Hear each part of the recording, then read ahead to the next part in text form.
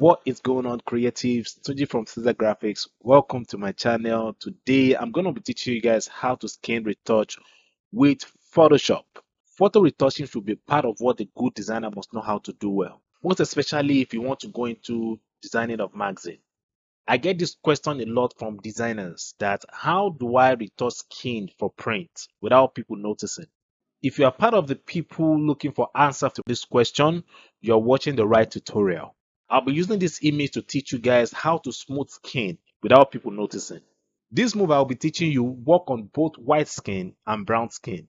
If you can smooth this type of skin, you can smooth any skin with Photoshop. So let's jump into today's tutorial.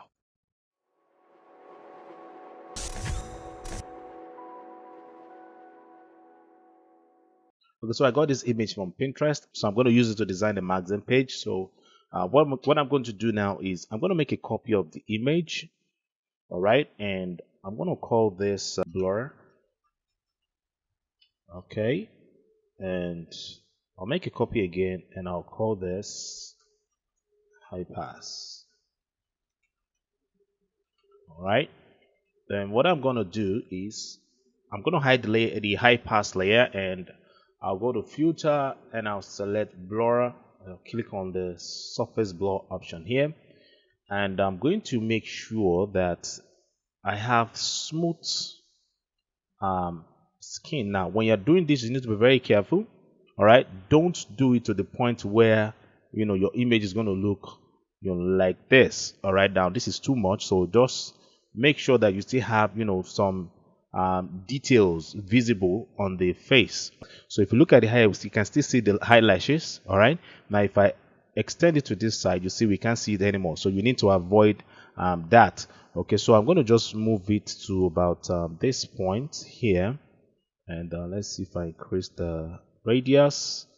All right, my radius is just going to be 9, and my threshold is going to be 53, like so. Now I'm going to click on the OK button, and I'll make this visible. Then I'll change the blend mode of this to linear light. All right, then I'll go to filter, I'll select other and select high pass 3.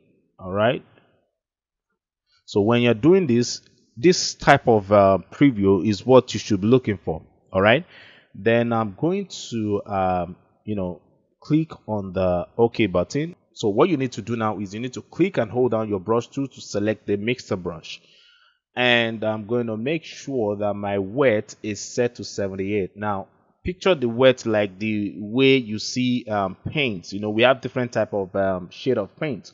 We have the thick paint and the the light paint, all right. So if you increase the radius of your wet, it's going to make the paint very soft, but if you reduce the radius of your wet, it will make the paint thicker. So just picture it that way, okay.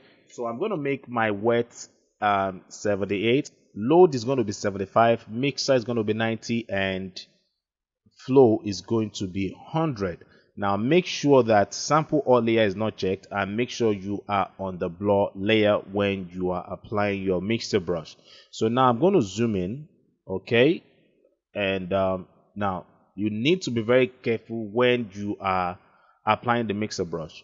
Don't drag from lighter part of your image to the darker part like this. So if I click now and I drag here, you see what I have. So you need to be careful when applying the mixer brush. If you are trying to brush the shadow part of your image or your midtone, make sure you focus only on that part and don't drag out of that midtone or the shadow part. If you're editing the highlight part, make sure you don't jump from the highlight to the midtone. I'm sure you get the idea. Or when I start applying the mixer brush, I'm sure you understand what I'm trying to say. So now I'm going to just apply this like so, and for this side I'm going to gently apply it here. All right, then I'll move again to this side again, and I'll apply it here. I'll do the same here, like so.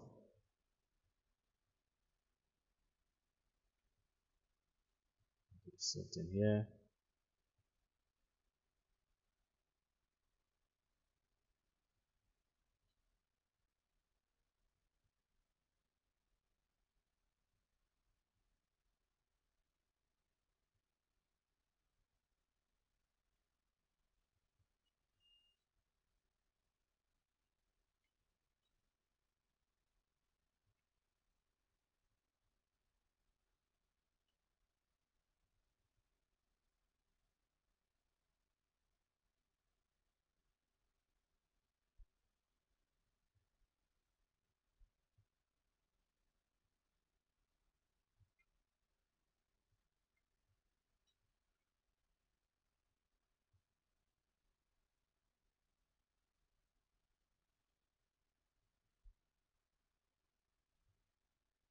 All right.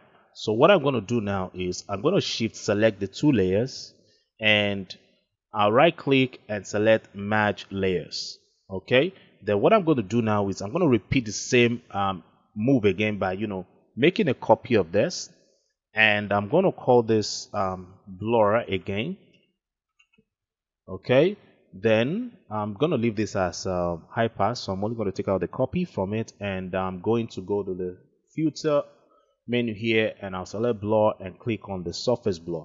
Now this time, all right, my surface blur is going to be, it's not going to be that much. Okay, so I'm just going to crack this down. Okay, move this down and drag this down like so. Let's see. I think this is good, so I'm going to click on the OK button. So this is what we have now, and I'm going to make a copy of this. All right, so it's always good to have backup. So I'm going to call the BCK. Let's go up. All right, and I'll go here, and I'll go to filter, go to order, and select high pass again. Now I'm still going to use the same option, and I'm going to select the OK button, and this time again I'll go to the blend mode and choose the linear light. Now we have this. So the next thing we're going to do now is to put everything here in a group. So I'm going to select all the layers and hit Ctrl G on my keyboard or Command G for Mac users, and I'm going to call this Retouch. Okay. Then I'm going to add a layer mask to it. All right. Then I'm going to hit the Ctrl I on my keyboard to reverse the mask. Then I'm going to select my brush tool. Now we need to go back to the mixer brush tool now and click and hold down and select the brush tool. And I'll go to my brush settings here. Then I'll make sure I'm on the soft round brush and make sure no option is checked here. Only smoothing. All right. Okay. So I need to now switch my foreground to my background by clicking on this icon. All right. Now make sure that your foreground is set to white, and I'm going to increase the size on my brush, and I'm going to just take this out like so. Now you need, when you're doing this, please avoid making this touch the eye or the mouth. Okay, so I'm just going to apply the brush now to my project like so.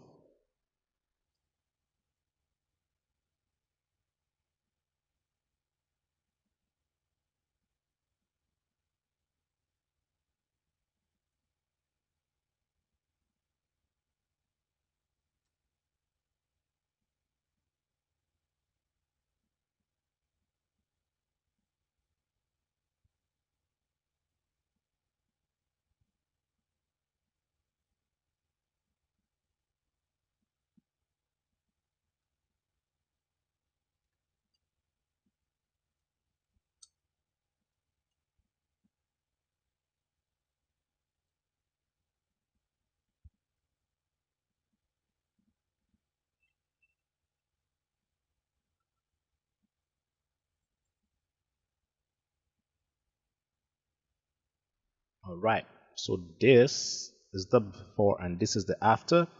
And so just in case you notice that you can still see some spot on the face of your model, so what you can do is stamp visible of the layers by holding down Ctrl Shift Alt and E, and go to spot healing tool. All right, here you can reduce the size of the brush, and let's say for instance I have all this side of the skin that I notice I don't like the spot. I can easily use the spot healing tool to take out those parts like so. All right, just like so. And let's see if we have any other spot again. I'll take this out, and yes, so let's make this look like a magazine project. So what I'm going to do is to first create my guide. I don't joke with that, so I'm going to go to view and select new guide, and for this project I'm going to use 30 for my margin like so.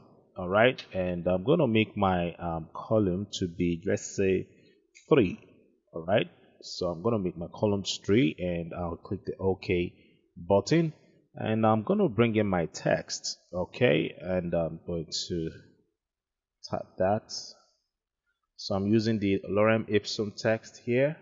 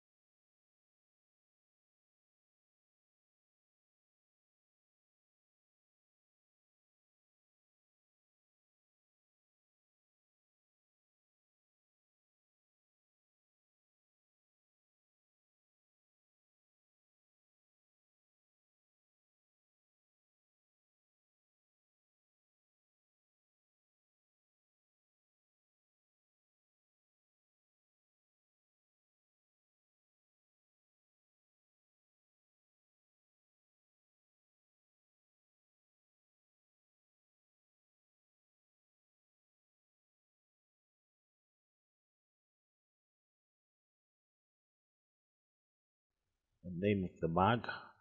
All right, and I'm going to hit the Control H shortcut on my keyboard to hide the guide, and we have this. I'm going to put the edited layers in a group, and I want to show you guys why it's good to edit your image. All right, so I'm going to hide this. Now you see that the freckles on the face of my model is making the information on the page difficult to see.